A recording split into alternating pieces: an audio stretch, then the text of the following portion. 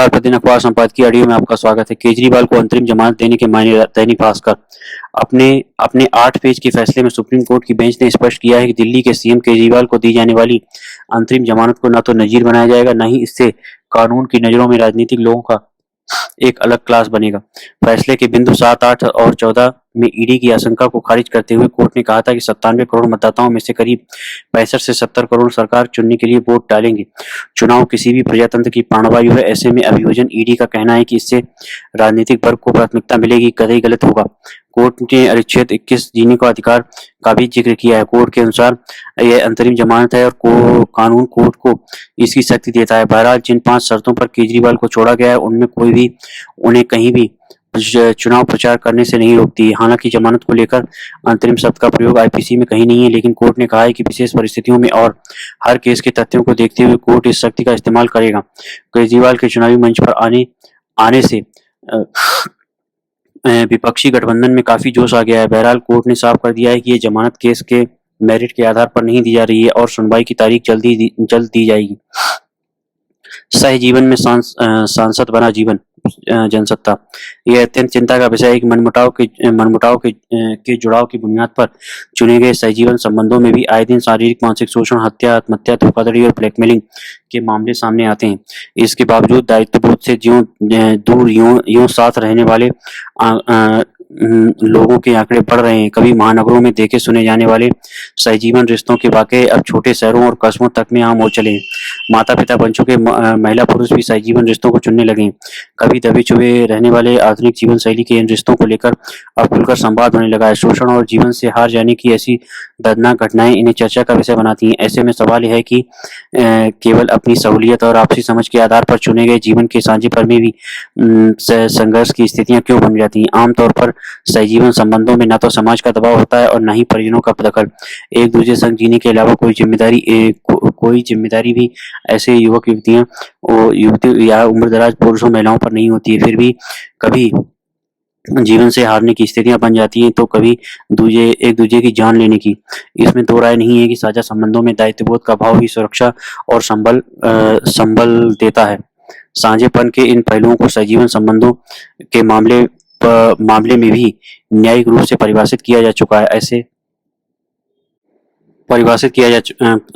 साझेपन के इन पहलुओं को सहजीवन संबंधों के मामले में भी न्यायिक रूप से परिभाषित किया जा चुका है। ऐसे रिश्तों को काफी समय पहले कानूनी मान्यता मिल चुकी है। सहजीवन में रहने के लिए 18 वर्ष से अधिक आयु वाला जोड़ा किसी भी लिंग का हो सकता है। साथ ही इसके बिना दबाव के दोनों की आपसी सहमति होनी चाहिए। सहजीवन के रहने वाले जोड़े के जीवन में उनके माता पिता सहित कोई भी हस्तक्षेप नहीं कर सकता है। संविधान के अनुच्छेद 21 के तहत सहजीवन वाले जोड़ों को जीवन का अधिकार है। स्पष्ट है कि ऐसे रिश्तों में नाते रिश्तेदारी के किसी दूसरे संबंध या परिजनों के कारण उपजे मानसिक दबाव के चलते उलझने पैदा नहीं हो सकती। बगैर शादी के लंबे समय तक एक ही घर में साझा जीवन जीने वाले जोड़ों के संबंधों से जुड़ी पेचीदगियां बढ़ रही हैं, तो दूसरी ओर अपराध के आंकड़े। गौरतलब है कि किसी सहजीवन में माता पिता बने जोड़ों के बच्चे के अधिकार की बात हो या पहले से शादीशुदा लोगों के जीवन में रहने का रास्ता चुन लेना, बिखराव उलझाव के कई पक्षों पर न्यायालय की टिप्पणियां आ चुकी। इलाहाबाद उच्च न्यायालय ने हाल ही में पति को तलाक दिए बिना सहजीवन में रहने वाली एक विवाहित महिला की याचिका खारिज कर दी थी। उच्च न्यायालय ने कहा है कि विवाहित महिला पति से तलाक लिए बिना किसी और के साथ सहजीवन में नहीं रह सकती। इस मामले में न्यायालय ने महिला की सुरक्षा की मांग को खारिज करते हुए 2000 रुपये जुर्माना लगाया था। न्यायालय ने कहा था कि अगर ऐसे रिश्तों को मान्यता दी जाती है तो इससे अराजकता बढ़ेगी और समाज का ताना बाना नष्ट हो जाएगा। दरअसल परंपरागत बंधनों से परे और सामाजिक पारिवारिक जीवन की रीत नीति से हटकर अपनी इच्छा से जोड़े गए सहसंबंधों में हो रही भयावह घटनाएं अनगिनत प्रश्न उठाती हैं। जीवन की हर उलझन से दूर आपसी सहमति से चुने सहजीवन संबंध क्यों असुरक्षा, अपमान और अवसाद की ओर धकेलने वाले साबित हो रहे हैं। रहने सहने के मोर्चे पर क्या मनमर्जी से चुने रिश्ते निभाना भी अब कठिन हो गया है। देखने में आ रहा है कि प्रेम, सहिष्णुता और आपसी समझ के आधार पर साथ रहने का मार्ग चुनने वाले संबंधों में भी हत्या और आत्महत्याओं के आंकड़े बढ़ रहे हैं। अधिकतर मामलों का भावनात्मक भटकाव और व्यवहारिक पहलुओं की समझ नदारद होती है। समाज से टूटकर और खुलकर जीने के नाम पर किए गए अनगिनत इरादों में वास्तविक जीवन से जूझने की समझ और साहस दोनों कमजोर पड़ जाते हैं। साथ ही दायित्वबोध की कमी कमी, कभी नकारात्मक और बर्बर सोच ले आती है, तो कभी भावनात्मक टूटन। बिखरी मानसिकता के दौर में पहली वजह अपने साथी का जीवन छीन लेने का कारण बनती है, तो दूसरी अपनी जान देने की। स्नेह साथ के जुड़ाव में मौखिक दुर्व्यवहार और हिंसा के मामले भी आए दिन सामने आते हैं। यही वजह है कि उच्चतम न्यायालय द्वारा सहजीवन में रहने वाली महिलाओं को घरेलू हिंसा कानून से संरक्षण दिया गया है। ऐसे में सहजीवन में रहने वाली महिला के साथ किसी भी तरह का हिंसात्मक बर्ताव होता है, तो वह अदालत का दरवाजा खटखटा सकती है, पुलिस में रिपोर्ट दर्ज करा सकती है। चिंताजनक है कि प्रेम और परवाह के भाव से शुरू होने वाले सहजीवन में साथी और उनके परिवारजनों का जीवन छीनने जैसी घटनाएं सामने आ रही हैं, जबकि कई सहजीवन रिश्तों की शुरुआत तो इस सोच के साथ होती है कि आगे चलकर परंपरागत ढंग से शादी कर साझा जीवन जिएंगे। सहजीवन रिश्तों को अपनाने वाले बहुत से लोग इस संबंध को शादी से पहले एक दूसरे की पूरी अंतरंगता से जान लेने के लिए जरूरी बताते हैं। दुखद है कि जानने समझने की इस यात्रा में ही शोषण और हिंसा के हालात बन जाते हैं। बिना पारिवारिक दायित्व और सामाजिक दबाव के मनमर्जी से चुने संबंधों में भी समाज को दहलाने वाली पीड़ादायी घटनाएं होने की परिस्थितियां बन जाती हैं। यही वजह है कि 2022 में इंदौर उच्च न्यायालय ने पिछले कुछ वर्षों में सहजीवन संबंधों के बढ़ते अपराधों का संज्ञान लेते हुए टिप्पणी की थी कि यह अभिशाप नागरिकों को जीवन और व्यक्तिगत स्वतंत्रता की संवैधानिक गारंटी का एक सही उत्पाद है।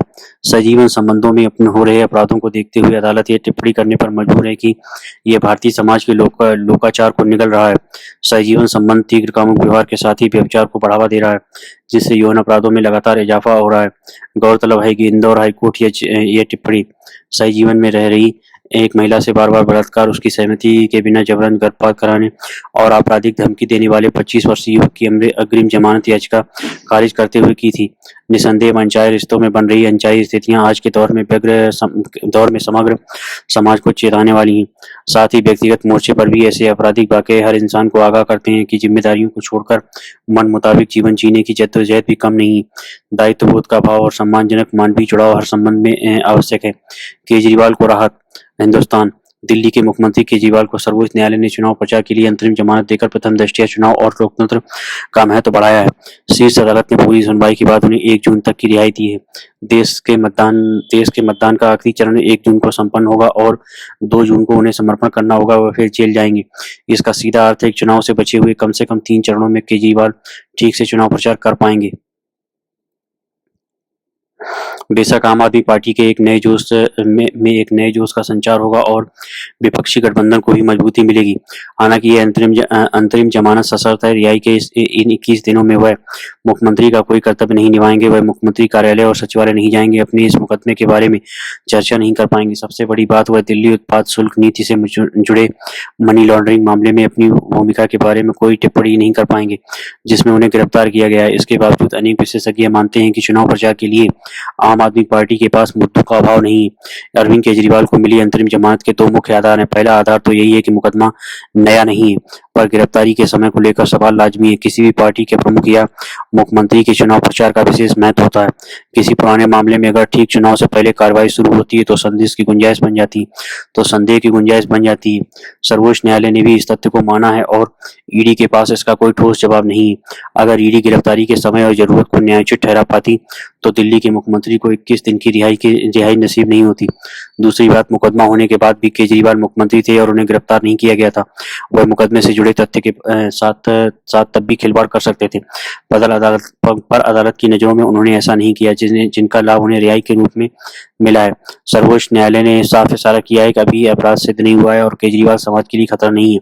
इन तथ्यों की रोशनी में ईडी केजरीवाल की रिहाई का ठीक से विरोध नहीं कर सकी है। खैर, ईडी के पास अभी भी मौका है, उसे आगामी दिनों में पूरी तैयारी और अकाट्य साक्ष्यों के साथ अदालत में जाना होगा, वरना एक मुख्यमंत्री को ज्यादा समय तक जेल में रखना गरिमा में नहीं है। खैर, अदालत में 2 जून को चाहे जो हो, आगामी 21 दिन केजरीवाल के लिए उतनी अहम होंगे जितने उनके विरोधियों के लिए।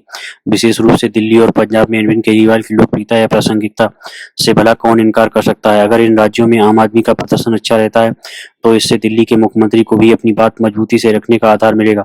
लोकतंत्र में बहुत हद तक जनता ही फैसला करती है। किसी दागी को किनारे लगाने की बात हो या सत्ता सौंपने की बात, जनादेश के बाद ही व्यवस्था को आगे बढ़ने या टिटक जाने का इशारा मिलता है। बेशक यह एक विरल मामला है जब जेल में बंद एक मुख्यमंत्री या नेता को चुनाव प्रचार के लिए अंतरिम जमानत का लाभ दिया गया है, पर वह समग्र भारतीय राज्य की उदासीनता का एक नवीनतम प्रमाण है। धन्यवाद।